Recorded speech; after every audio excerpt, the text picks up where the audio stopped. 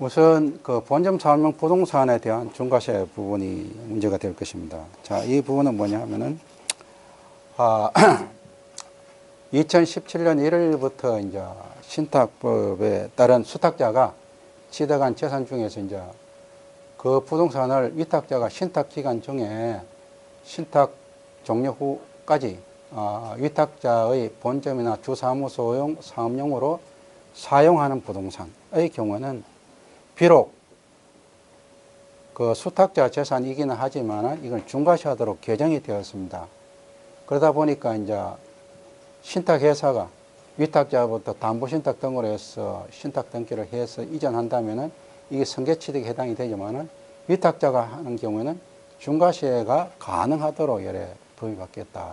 자, 요 문제에서 많이 이제 문제 제기가 될 수 있거든요. 현재 이제 문제는, 그럼 첫 번째는 그 납세 의무자에 대한 적격성 문제입니다. 과연 그럼 납세 의무자가 누구를 해야 되느냐. 즉, 무슨 말이냐 하면은 본점 사업용 부동산에 대한 중과세는 본점용으로 신축, 증축하는 경우에 한해서, 즉 쉽게 하면 원시 취득하는 경우에 한해서 중과세를 해요. 원시 취득한 부동산을 본점용으로 사용하는 경우에 한해서 중과세한다. 그러면은 위탁자가 수탁자로 넘기면은 수탁자 입장에서는 어떻게 됐습니까? 아까 대법원 판례에서 무상 승계 취득이라고 했잖아요. 무상 승계 취득인 상태에서 아까처럼 본점이 사용을 한다면은 누가 그럼 그때는 누가 그러면은 누구가 납세 의무를 이행해야 돼요? 수탁자가 해야 돼요? 위탁자가 해야 돼요?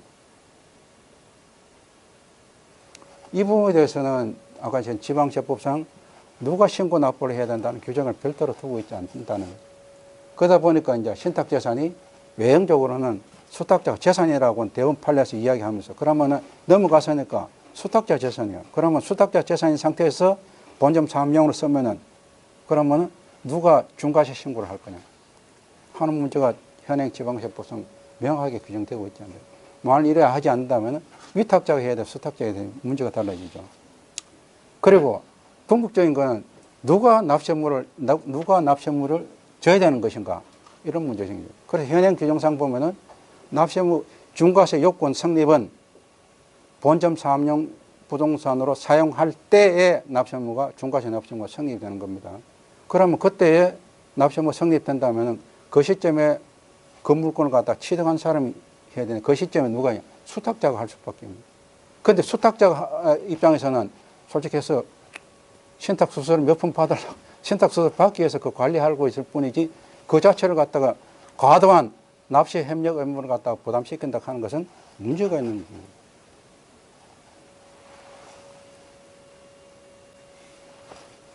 자, 두 번째는 수탁자 취득 후에 중과세 요건이 성립이 된다면 아까처럼 또 하나의 문제죠. 신탁회사는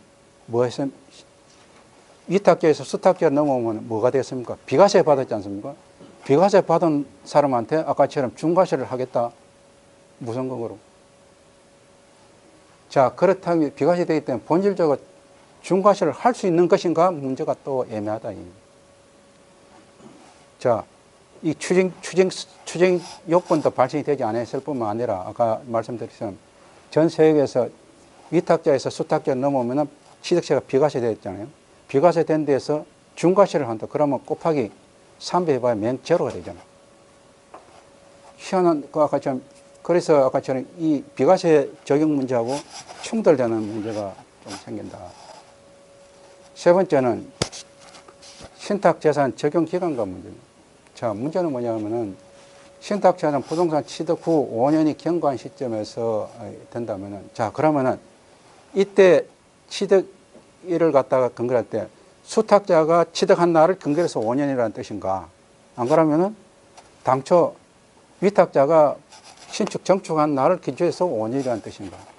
이런 문제가 정립이 안 되는 그런 상태.